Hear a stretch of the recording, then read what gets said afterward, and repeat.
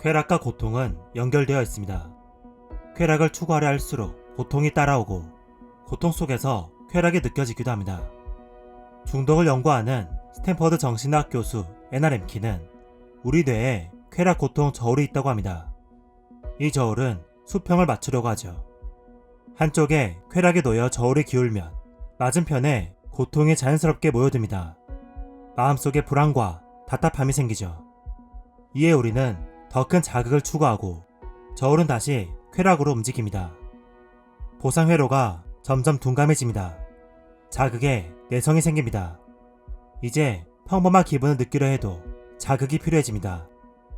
중독 물질이 효과를 발휘하지 못하는 지점에 이르면 우리는 비참한 기분에 빠집니다. 고통이 커집니다. 이제 이 저울을 잠시 멈춰야 합니다. 저울에 올려진 것을 내려놓아야 합니다. 애나 렘킨은 책 도파민 네이션에서 중독을 멈추는 방법을 도파민의 스펠링으로 설명해줍니다. 1. 데이터. 무엇에 얼마나 의존하는지 솔직하게 인정해야 합니다.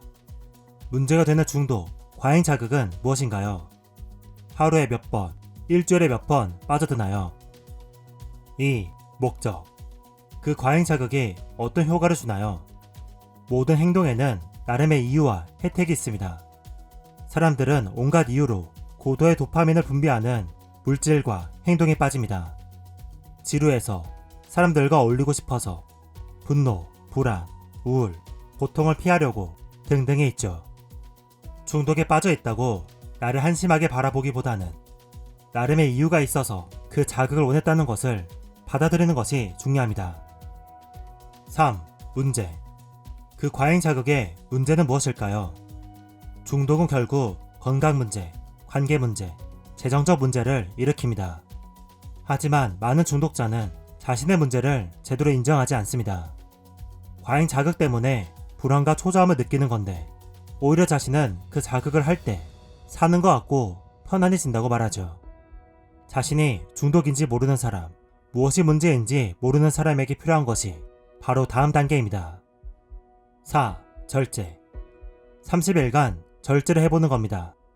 중독이 아니라면 혹은 문제가 크지 않다면 한 달 정도는 끊어도 괜찮을 겁니다. 30일을 못 참을 것 같다면 문제가 있다는 거죠. 불안 때문에 약물을 한다는 환자에게 저자는 이렇게 말합니다. 실험을 하나 해보면 좋겠어요. 한 달 동안 약물을 끊어보는 거죠. 불안해서 약물을 한다고 말해주셨는데 오히려 약물을 끊어서 불안이 없어질 가능성이 있어요. 물론 처음에는 금단 증상 때문에 기분이 안 좋을 거예요.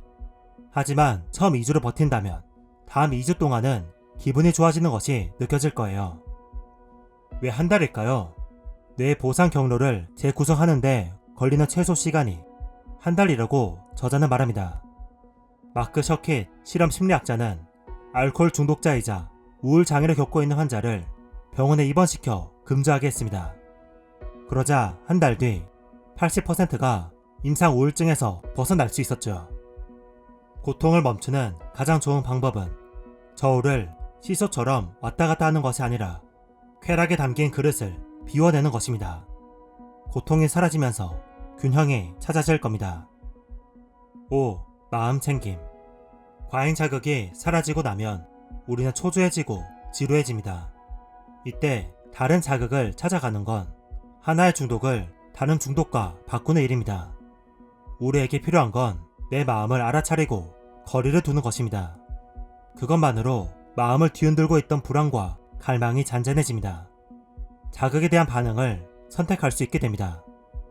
특히 자신의 불안과 두려움을 피하고 싶어서 중독을 택한 사람이라면 마음 챙김이 더 중요해집니다. 과잉 자극을 앞세워 피하고자 한 것이 무엇일까요? 내 무능력함을 보여주기 싫어서, 결국 다 망쳐버릴 것 같아서, 사랑받지 못할 것 같아서 등과 같은 마음이 있었을 겁니다. 그 마음을 들여다봐 주세요. 자신을 통제하거나 외면하지 않고 그대로 펼쳐보세요. 새로운 생각과 기분이 생기고 자신과 세상이 다르게 보일 것입니다. 그릇이 비워질 것입니다. 나머지 세 단계인 통찰, 다음 단계, 실험의 앞글자를 합치면 도파민이라는 스펠링이 완성됩니다.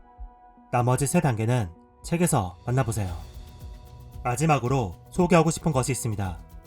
쾌락 고통 저울의 원리를 반대로 이용하는 방법인데요.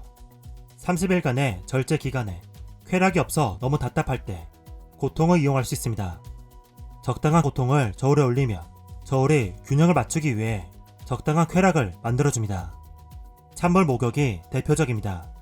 운동선수나 세계적 명사들이 자주 찬물에 들어가는 모습을 볼 수 있는데요. 찬물 입욕은 도파민 농도를 2.5배, 노르에피네프린 농도를 5.3배 증가시킵니다. 도파민은 찬물 목욕 중에 꾸준히 증가하고 목욕을 끝난 후에도 1시간 동안 증가 상태가 유지되었죠. 제가 이전에 소개한 자발적 불편함도 비슷한 원리입니다. 작은 고통을 통해 큰 고통을 억제하는 방법이죠. 하지만 너무 큰 고통이나 스릴을 추구하는 것은 좋지 않습니다. 고통도 중독으로 이어져 무쾌감증을 유발할 수 있기 때문이죠. 운동, 찬물 샤워, 겨울 산책, 사우나 등이 적당한 고통일 겁니다. 우리는 내 안에 있는 불안과 고통을 들여다보기 두려워서 과하게 취하고 약물을 복용하고 밤을 새워 넷플릭스를 몰아봅니다. 하지만 고통과 불안은 자극에 빠져들 때가 아니라 잠시 멈출 때 사라집니다. 내가 무엇을 두려워하고 무엇을 불안해하는지 알아차릴 때 옅어집니다. 여러분의 쾌락 고통 저울은 어디로 기울어져 있나요? 그 저울을 한번 비워봅시다. 책그림이었습니다. 감사합니다.